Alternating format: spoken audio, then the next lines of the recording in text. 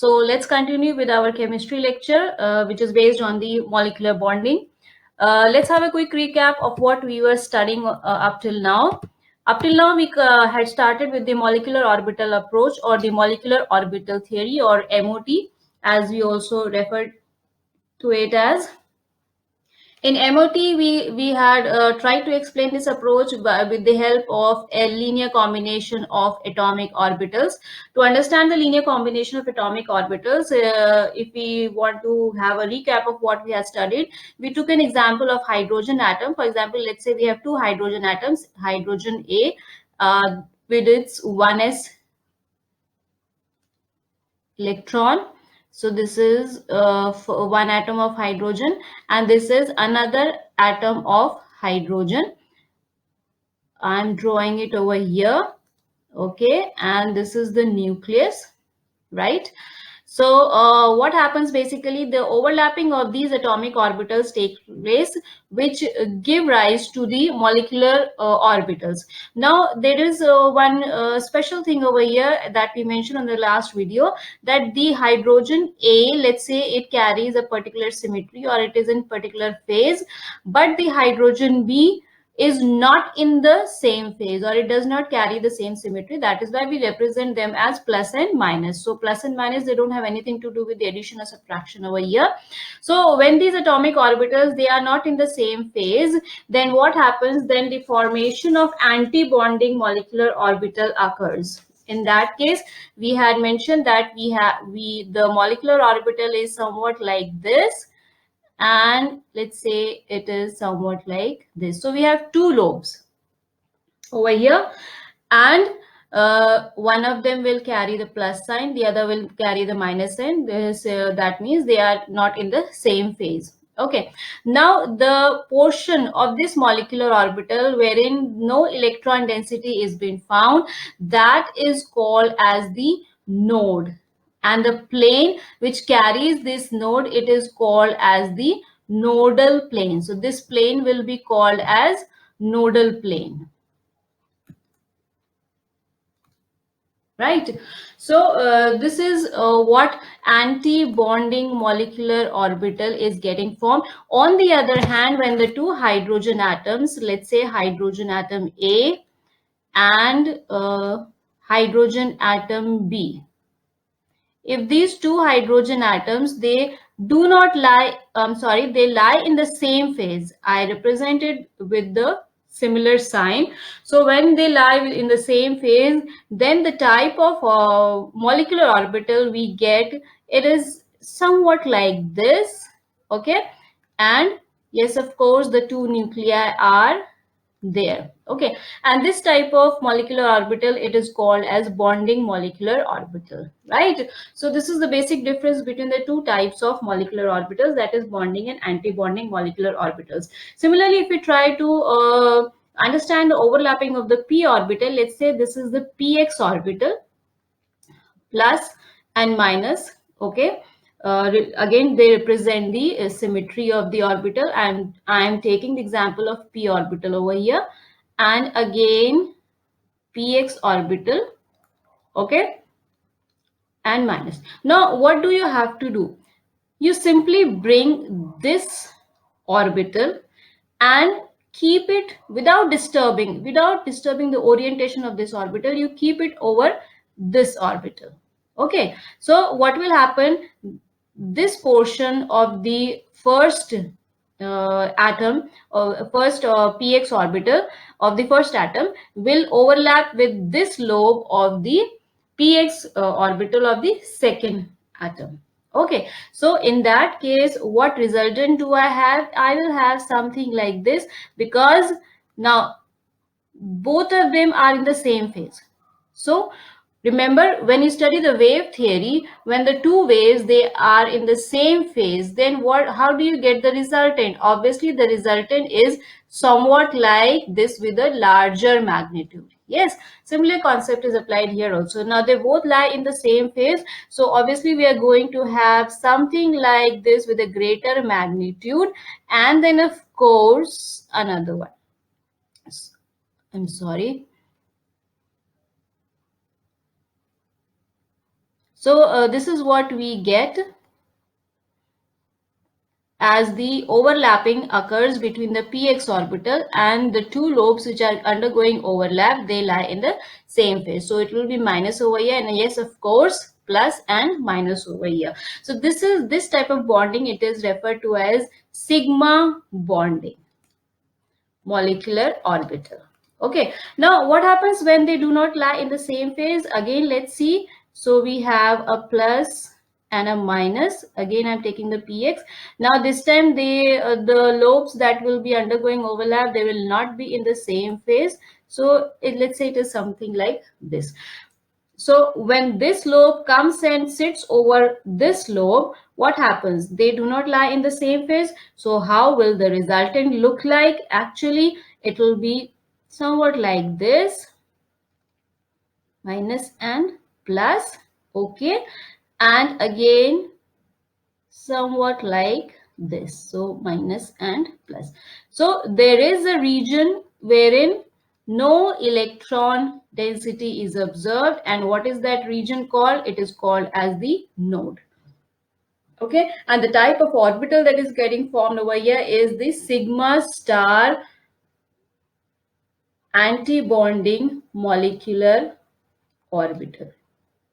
This is called as the sigma star antibonding molecular orbital. Okay, so this is how the overlapping occurs. Similarly, when the p orbital, okay, if I say, let's say this is the py orbital, plus and minus, again another py orbital, plus and minus. Okay, so these are the py orbitals. So when overlapping occurs, now how to overlap this? Take this p orbital and just put it as it is on the other one. So what do you get?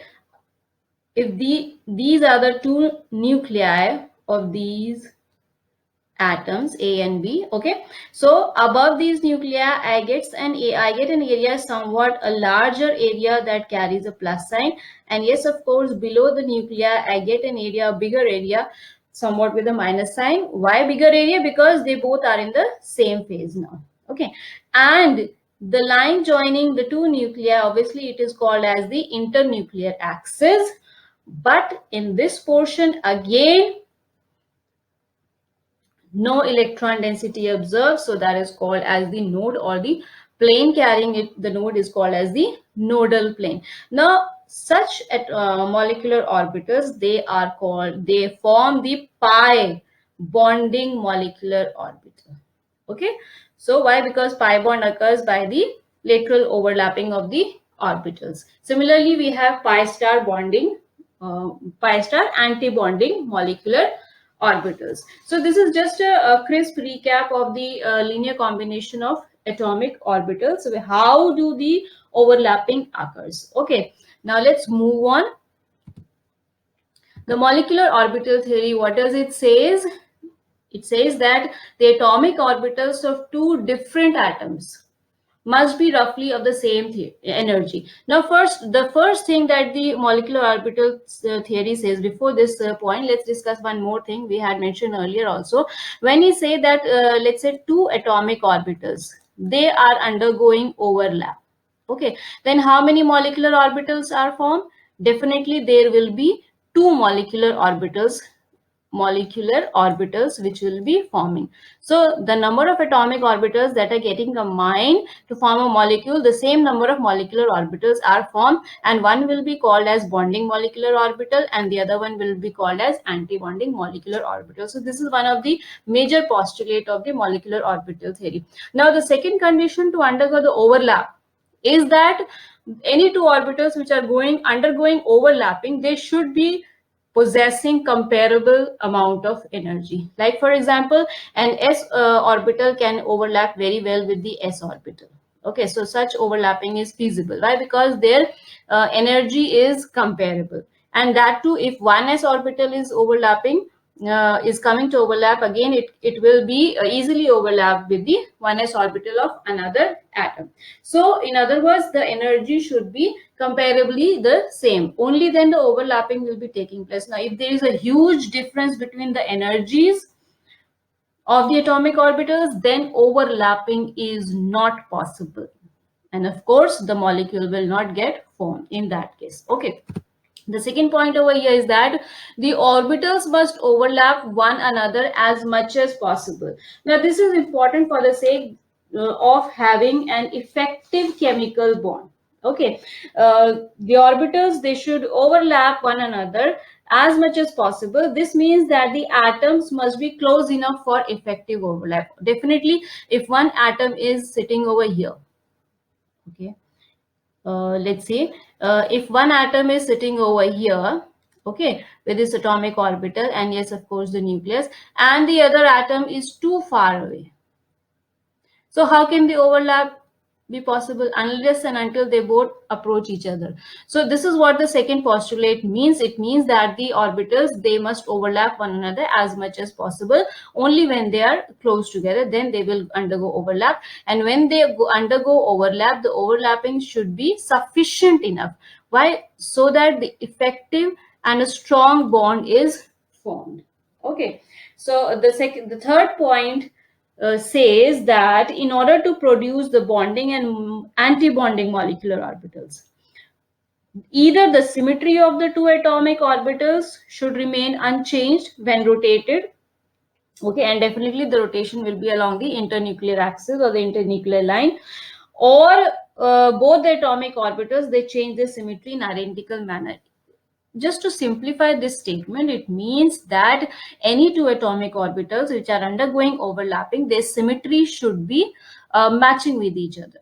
Okay, either it remains unchanged when rotated, okay, that is, it should not change while the overlapping is taking place. Okay, so these are actually some of the rules which are followed for the linear combination of atomic orbitals. In deciding which atomic orbital will combine to form the molecular orbitals, these rules are basically considered. Okay, let's see. We have now molecular orbitals. Now this is very important. Important for the sake that up till now we had studied in our junior classes as the configuration of the atomic orbitals, right, wherein we learned that the atomic orbitals which possess the specific electrons, the configuration follows the Pauli's exclusion principle. It follows the Hund's rule of maximum multiplicity, and so on and so forth. Right. So these are some of the rules which are followed by the respective atoms. Now, in the same way that each atomic orbital has a particular amount of energy, and hence it is defined by 4 quantum numbers. If you remember, these are the principal quantum number, subsidiary, and so on and so forth. Similarly, the molecular orbital also, they have a definite amount of energy. Okay, and hence they are also defined by the set of 4 quantum numbers, that is the principal quantum number, which is actually represented by n, and principal quantum number, it is represented by n, and it has the same significance as it has in the atomic orbitals. Okay, the second is the azimuthal quantum number. Azimuthal quantum number, or the subsidiary quantum number, it is represented by small l, and again it also carries the same significance as is present in the atomic orbitals. The third is the magnetic quantum number. Magnetic quantum number of atomic orbitals is replaced by a new quantum number, which is denoted by lambda actually. Okay, and in a diatomic molecule, basically the line joining the nuclei is taken as the reference direction, and the magnetic quantum number, it represents the quantization of angular momentum over there. Right. So precisely speaking, the fourth quantum number which is required over here also in case of molecular orbital theory is the spin quantum number, which again carries the same story as it carries for the atomic orbitals. And yes, of course, they must have the value of plus half and minus half. Okay. Now, the Pauli's exclusion principle. It says that in a given atom, no two electrons can have all four set of quantum numbers. So either of them is different for any of the two electrons present in an atom. Now the same principle also applies to the molecular orbitals also. So in molecular orbitals, no two electrons in the same molecule. If they cannot have more, that means no two electrons in the same molecule can have all four set of quantum numbers. So one of them needs to be varied. One of them is varied, is different. If, let's say for example, if the principal quantum number is same, if the azimuthal is same, or the magnetic quantum number is also same, then what happens? They differ by the spin quantum number. One of them shall carry the plus half as the spin, and the other one shall carry minus half as the spin. Okay, so they cannot have all the four quantum numbers as same. Now when we know about the quantum numbers and we know about the how overlapping has taken place, so let's see what is the order of molecular orbitals over here. We will study for the homonuclear diatomic molecules as well as for the heteronuclear diatomic molecules as well. Right. In the homonuclear diatomic molecules, homonuclear means homo means similar. Remember, homo means similar. So those diatomic molecules having two atoms, okay, and both the atoms are similar. Let's say B2, B can be, where B can be any of the element, can be hydrogen, it can be helium, it can be carbon, or it can be oxygen, it can be nitrogen, and so on and so forth. Okay, so these they all they contain two atoms, so it will be diatomic. This is the general formula. Okay, now in those cases, that is homonuclear diatomic molecules we are studying now. First, let us consider the case of heavier elements. For heavier elements, what is the configuration? What is the configuration means with the increasing order of energy? How do we write? Now, if you remember the atomic orbitals, in atomic orbital, in atoms, the electronic configuration follows the Aufbau principle. That means from the lower energy, the electrons gets filled up into the respective orbitals, reaching to the higher energy level. Okay, so let's start with the same for here also. For heavier elements, that ranges from oxygen to nitrogen. Okay, the order of the molecular orbitals are, that is sigma 1s orbital is having the least amount of energy. This is the bonding molecular orbital, and after this comes the anti-bonding molecular orbital of the same molecular orbital. Okay, and then it will be sigma 2s, and then it will be anti-bonding molecular orbital of 2s, right, having a higher energy as compared to the bonding one.